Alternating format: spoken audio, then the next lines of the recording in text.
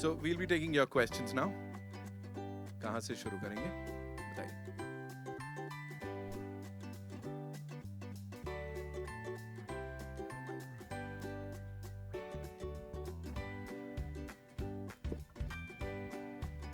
Hi, this is Mayur here from Beyond Bollywood.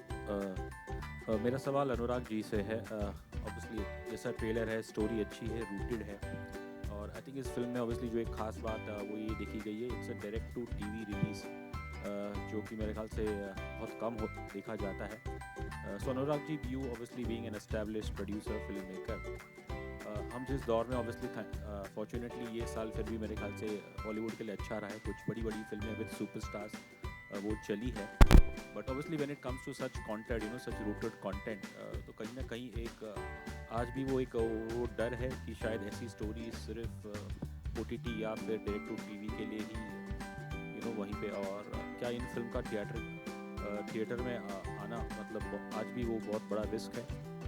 Because personally I feel वो आनी चाहिए, लेकिन जिस जो इंडस्ट्री आज है हमारी. एक्चुअली मैं ऐसे एक पैनल डिस्कशन से आया हूँ मामी से. हाँ, यहाँ पे यही डिस्कशन था कि छोटी फिल्मों के लिए क्या हो जाता है कि छोटी फिल्मों के लिए जो एक्सपोजर देना होता है ऑडियंस तक पहुँचाने के लिए, उसके पहले का जो हम लोग था कि छोटी फिल्म पे भी उतना ही लोड लगता है जितना एक बड़ी फिल्म पे लगता है रिलीज करने के लिए. सो कई बार विजडम का इस्तेमाल करना ज़्यादा ज़रूरी है, और मुझसे ज़्यादा मजे हुए लोग बिजनेस में, मैं फिल्म मेकर हूँ, अगर मुझे बिजनेस करना आता तो मैं पता नहीं क्या कर चुका होता. बट जो माहिर लोग हैं वो डिसाइड करते हैं, उनको पता है, बिकॉज उनको जो उन्होंने तो सोनी जी ने बड़े प्यार से बहुत अच्छी बात कही, जो 2 tier 3 tier सिटी में जो असली ऑडियंस बैठी है इस फिल्म की, जो समझती है अनुकंपा स्कीम, मुझे तो लगता है हालांकि जो शहर में पैदा हुआ उनको तो समझ में भी नहीं आती, ठीक है. तो जो 2 tier 3 tier सिटीज की जो ऑडियंस है जो इस फिल्म को समझती होगी, वहाँ पे सबसे ज़्यादा रिच किसका है. एंड ऑफ द डे आपके सामने जब फिल्म बनाते हो तो 2 चीज़ें होती हैं. एक तो फिल्म का लॉस नहीं होना चाहिए, करेक्ट. दूसरा फिल्म उस तक पहुंचनी चाहिए जितना ज़्यादा पहुंच सके, वो किस माध्यम से उतना ज़्यादा पहुंच पाए, वो ज़रूरी है. और आपने जैसे एक ही बंदा का नाम लिया था, वो OTT पर रिलीज लेकिन किसी बड़ी हिट से कम नहीं है, लेकिन सबसे ज़्यादा लोगों ने देखी. उसका फ़ायदा उस निर्देशक को भी मिला, प्रोड्यूसर को भी मिला, एक्टर को भी मिला, सबको मिला. तो वो कुछ चीज़ें जो हैं उन पे बेस्ड होती हैं, और कोई पॉइंट प्रूव करने के चक्कर में मैंने तो खुद की ज़िंदगी के 7 साल गंवाए हैं. वो पॉइंट प्रूव करना एक बहुत बड़ी बेवकूफ़ी होती है कि हम करके दिखा देंगे, बट आई थिंक थोड़ा विजडम चाहिए होता है. तो जो लोगों ने डिसाइड किया वो बेहतर आपको बता पाएंगे, आप उनसे पूछिए. एक सवाल और है, अनु जी एंड शर्मा ने तो खैर जिक्र कर दिया, but I think it's more applicable to Anu ji and Anurag sir. ये फिल्म ऑब्वियसली बात करती है about having a conversation between father and son. तो अनु जी, ऑब्वियसली जब आपने अपना करियर जब सोचा था कि आप इस सिनेमा की मोह माया से जुड़ना चाहोगे, तो कुछ याद है कि आपने अपने परिवार वालों से क्या कहा और उनका क्या रिएक्शन था? सेम क्वेश्चन अगर अनुराग जी भी आंसर करना चाहे तो that would be welcome. For both. मेरे पिताजी तो बहुत डिसअपॉइंटेड थे.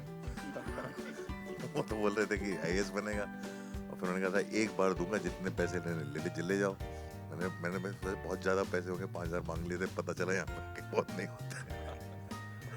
आप अपना अनुभव बताएंगे? Me. हाँ. Incidentally, ironically,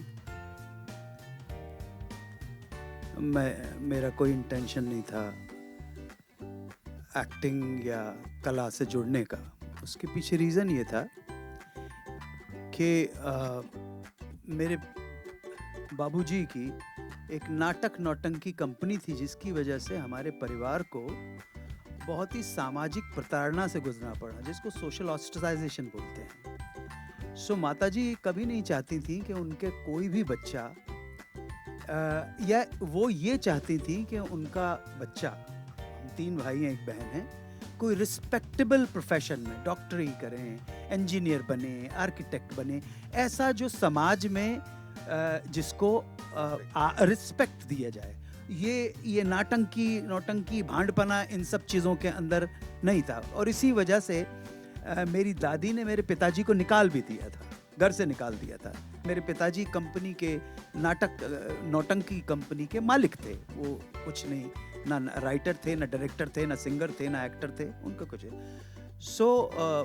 माताजी की वजह से और पिताजी की वजह से मेरा एकेडमिक करियर तो 93% का था। मैं तो मुझे इससे कोई लेना देना नहीं है, आज भी लेना देना नहीं है। ये ऐसे लोग हैं जो थोड़े कदरदान जो है, जो मुझे बुला लेते हैं और मैं इनके उसमें काम कर लेता हूँ। तो मैं किसी पैशन की वजह से नहीं आया, मजबूरी में पढ़ाई छूट गई मेरी। गरीब घर का बच्चा, पढ़ाई छूट गई, मैं आगे बढ़ नहीं पाया। आईएएस, आप भैया आईएएस ही करना था मुझे तो।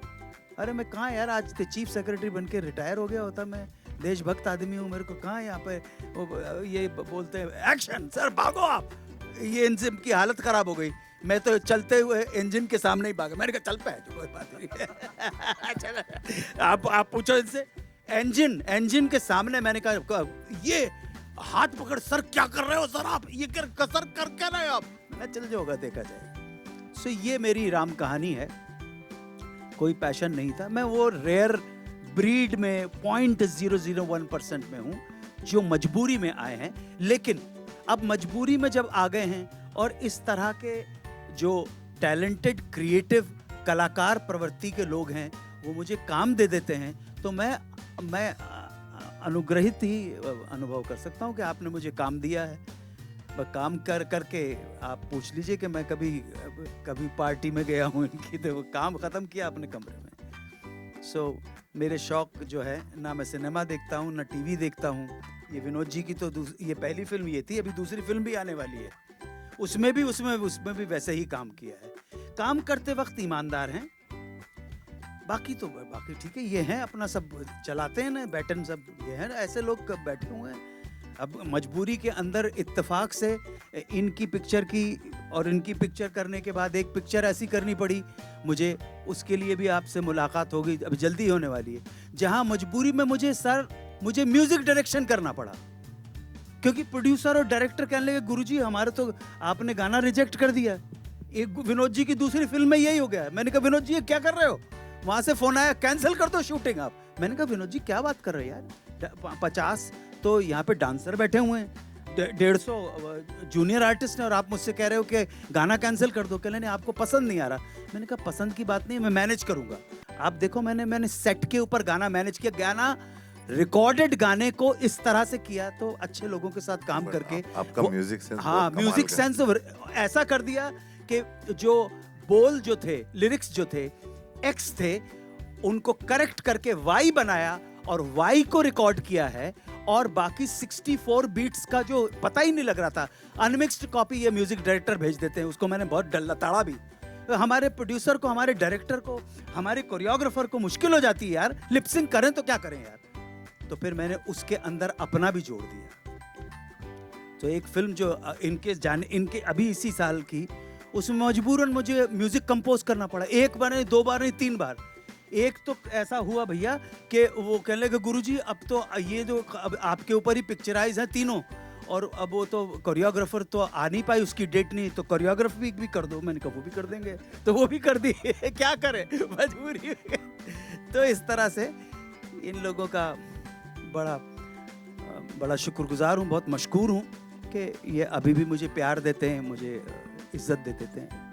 बड़ी मेहरबानी, शुक्रिया। शर्मिन जी, जॉब के लिए स्ट्रगल करना, मुझे लगता है ये बहुत ही स्पेशल कनेक्शन है आपकी लाइफ में। 3 इडियट में हमने देखा ना, अब यहाँ पर देख रहे हैं, तो कुछ बताना चाहेंगे आप इसके बारे में? बढ़िया, बहुत बढ़िया ऑब्जर्वेशन है सर आपका। बट अब क्या करें, उम्र ही ऐसी है, जॉब की तलाश में ही लगा हुआ है बंदा सालों से। 3 इडियट्स में जैसे आपने कहा, और अभी यहाँ पे भी उम्मीद है कि आने वाले समय में जॉब मिल जाएगी और आगे भी कुछ कर पाएंगे। बट जैसे मैंने पहले कहा कि ये कहानी बहुत ही ज़्यादा खूबसूरत है। जॉब अनुकंपा becomes a जरिया to tell a story of a father and a son, which is told in such a in so much depth and yet with so much entertaining value attached to it, that it makes it a very special film. Yeah.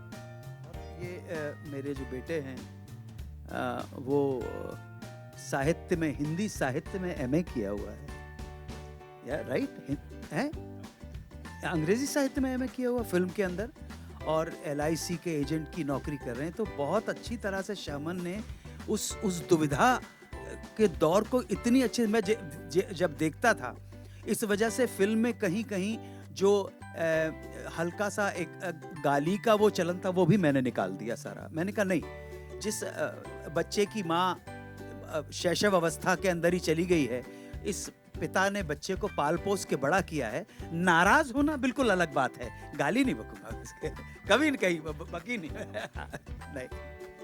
बहुत अच्छा, बहुत ही बढ़िया काम किया, बहुत इतना अच्छा लगा, और मुझे ऐसा लगता था कि सचमुच मेरा पुत्र है। Sir, how do you think that the movie will resonate with the viewers, and what will be the takeaway after watching it? Yes. सो जैसा कि सब बोल ही रहे हैं, फादर सन का स्टोरी है, तो आई थिंक वो हर घर में होते हैं, तो रेजोनेट तो करेगी डेफिनेटली। एंड मुझे ऐसा लगता है ये कहानी ना हर घर की है, ठीक है, कहीं ना कहीं कभी ना कभी किसी ना किसी के दिमाग में ऐसी खुराफात आती ही होगी। मैं ये नहीं बोलूँगा सबके घर की है, बट लार्जली ऐसा होता है, ठीक है, एंड हर क्लास में होता है, ऐसा नहीं है कि लोअर क्लास में ही होता है या मिडिल क्लास में ही होता है या अपर क्लास में ही होता है। तो रेजोनेट डेफिनेटली ये करेगी। And what was the second part? Take away. Yeah so the take away is the relationship, कि अगर आप वैल्यू नहीं करोगे रिलेशनशिप की, तो अगर वो रिलेशनशिप जो चीज़ होती है कि जो हमारे पास चीज़ होती नहीं है, तब तक हमें लगता है कि अरे वो बहुत बहुत कमाल की चीज़ है, हमें मिल जानी चाहिए, और जैसे ही वो हमें मिल जाती है तो सडनली आपकी चाहत ख़त्म हो जाती है। आपको लगता है कि यार ये तो बहुत फालतू चीज़ थी, इसका क्या करेंगे। तो that is a take away मेरे हिसाब से, कि जो चीज़ें हैं उनकी रहते हुए ही वैल्यू करनी चाहिए। अदरवाइज़ उनकी जगह अगर आप कुछ और चाहते हो, रिप्लेसमेंट, ये वो सब चीज़ें ना बहुत फालतू हैं, पेरिफेरल बहुत फालतू है। जो मेन चीज़ होती है वो कोर होती है, रिलेशनशिप होते हैं, तो उनको संभाल के रखना चाहिए।